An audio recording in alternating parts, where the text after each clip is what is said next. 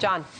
Sandra, let's bring in Arkansas Republican Senator Tom Cotton to talk more about all of this. Senator, the main event on President Biden's schedule this evening there in Saudi Arabia is this big meeting, as we just saw in that pool spray, with Mohammed bin Salman, the Crown Prince of Saudi Arabia. That is a complete 180 from what the president said a couple of weeks ago was going to be the focus of this trip. Listen to what he said back in June. I'm not going to meet with MBS. I'm going to an international meeting, and he's going to be part of it. I'm not going to meet with MBS. I'm going to an international meeting. He has a penchant, this president, of telling the nation what he's not going to do and then doing the opposite. And in doing so, it almost gives the idea that MBS has got the upper hand here. Well, John, it also kind of creates the worst of both worlds. Joe Biden should have never ostracized Saudi Arabia and Mohammed bin Salman. That country has been a partner of ours for 80 years, and a dozen presidents, going back to Franklin Delano Roosevelt, found a way to work with their leaders to help provide safety and prosperity to the American people. That's what Joe Biden should have been doing from the very beginning. But by going down this path, by calling it a pariah state and saying that he wouldn't meet with the Crown Prince, the de facto day-to-day ruler of Saudi Arabia, he only probably antagonizes the Saudis more, and then he still turns around and meets with them when he is there. He should just say, as a dozen presidents for 80 years have said, that Saudi Arabia is an important partner of the United States. It's an important force for stability with our other friends, to include Israel in a region when Iran is threatening us all, and try to work with them to defend the interests of the American people. So the White House, when it comes to oil, is playing down expectations. Jake Sullivan saying on the trip from Tel Aviv down to Jeddah that there wouldn't be any joint announcement about Saudi Arabia increasing its production of oil, that announcement would be left for OPEC. I can imagine that the American president doesn't want to come down there and sort of dictate what OPEC nations are doing. That's a bit of a sensitive topic. But this idea of Saudi Arabia pumping more oil, many analysts believe that they are either unwilling or unable to do it. So him going hat in hand to Saudi Arabia probably isn't going to amount to a hill of beans. Yeah, I wouldn't anticipate a big breakthrough, John, for the reason you cite. The industry experts with whom I've consulted suggest that Saudi Arabia and the other major player in the Gulf, the United Arab Emirates, don't have a lot of spare capacity. What they do have is a threat from Iran, and if they continue to face the threat of missiles and one-way attack drones hitting their oil fields and refineries, it's going to be much harder for them ever to produce more. What we should be doing in the Middle East is confronting the threat that Iran poses to us.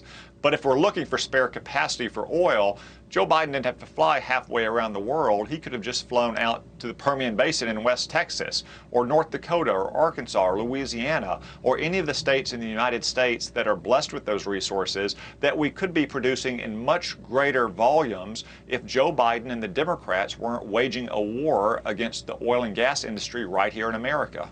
Yeah, as we saw with the report from Lauren Simonetti in the Permian Basin in Texas just a minute ago, she said there's 12 billion barrels of oil in that Permian Basin. And you must have read the same Wall Street Journal editorial that I did, because the Wall Street Journal made the point that the president wouldn't have to go to Saudi Arabia if he hadn't pledged to strangle the U.S. oil and gas industry. The Wall Street Journal writing, Mr. Biden wouldn't need to beg MBS if he shed his climate obsessions and unleashed American oil production. If Mr. Biden can meet face-to-face with MBS, why not do the same with U.S. oil and gas executives and promise them new leases on and offshore, faster permits, and an end to the regulatory war on pipelines and the supply of capital?